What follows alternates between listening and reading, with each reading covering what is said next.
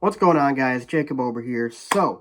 I know I didn't get a video out last night for the Bucks-Hawks Game 4. If you didn't already know, the Bucks lost that game 110-88, but the game kind of took a back seat to what occurred during the game, which, if you were watching, was obviously Giannis's left knee injury when he went up in the third quarter to contest a Clint Capella alley-oop. Came down very, very awkwardly on that left knee. Looked like it could be a very serious injury that could put him out, not only for the rest of the postseason, but maybe for parts of or in the entirety of next year as well. Fortunately, though, there is good news.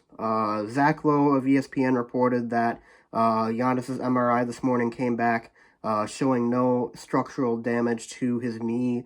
So no torn ligaments, none of that, no torn ACL, which is probably the best case scenario for an injury that looked like that, because honestly, I thought it was his ACL, honestly, and I was kind of fearing for the worst throughout this entire morning, waiting for news on the results to come back, but this is probably the best case scenario. And it probably means that Giannis is not coming back for the rest of the postseason, but, I mean, in the grand scheme of things, having Giannis healthy for the prime of his career versus the next couple weeks is definitely something you'd rather have him, the longevity of his health, rather than just for the next few weeks. So, I don't know if there's a chance he comes back and plays this postseason or not. Maybe he does, maybe he doesn't.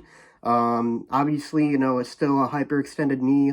I'm not really exactly sure what the actual injury he suffered is, but I mean, when a knee isn't really supposed to bend the way it did on that injury, so I'm just glad that his career isn't in jeopardy or something, because the worst outcome of this was probably him tearing his ACL, having to go through rehab, not being able to play next season, and then, of course, for a player that relies so much on the explosiveness that he does, his speed, his athleticism, an injury like that can really derail your career. So him, not having that torn ligament or torn ACL or anything like that, I mean, that's amazing news for him, for the fan base, for everybody who roots for this guy, for his family. I'm happy. I am happy to hear the news, and this run that the Bucks have been on has been amazing, and there have been so many moments that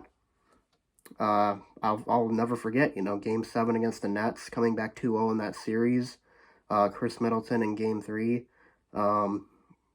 I mean, it's just been one heck of a ride. I mean, the series is still tied 2-2, and the Bucks, as much as I think that they probably don't win this series, they still have a chance. I mean, it's basically a best-of-3 series right now, with 2 of those games at home. So the Bucks, they could certainly pull this out without him.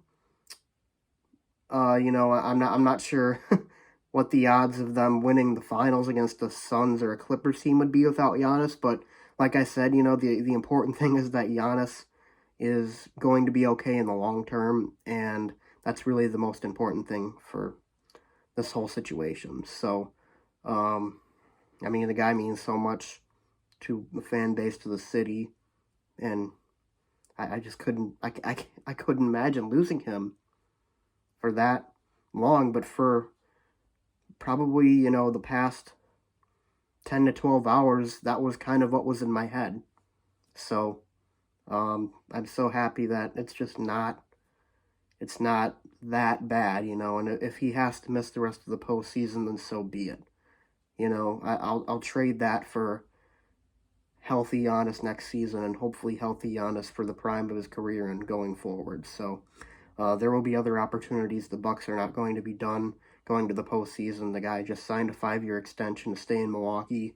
He's one of my favorite athletes ever, and I'm just so happy that it's not serious. It's not significantly serious anyways. But in the meantime, guys, that's all I got to say. Just really wanted to share that news with you all. I mean, just